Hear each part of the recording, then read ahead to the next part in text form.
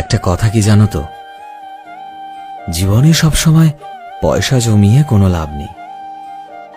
কখনো কখনো bag pack করে ঘুরতে বেরিয়ে পড়ো। নয়তো আজ থেকে কিছু বছর পর যখন বয়সের চাপ বাড়বে, হাঁটুর ব্যথায় শরীর বিষিয়ে উঠবে, তখন ঘুরতে পারবে কি? বন্ধুরা যদি অজুহাত দেয় তবে একাই চলে যাও, কি আছে তাতে? আর এই বয়সটা হচ্ছে সুন্দর সুন্দর মুহূর্ত বানানোর।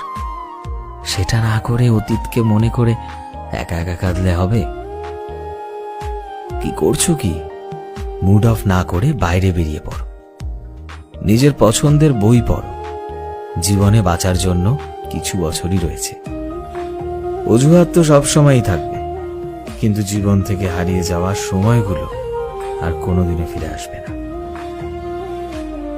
এখন পুরোটাই তোমার ওপর, তুমি জানো যে কি করবে।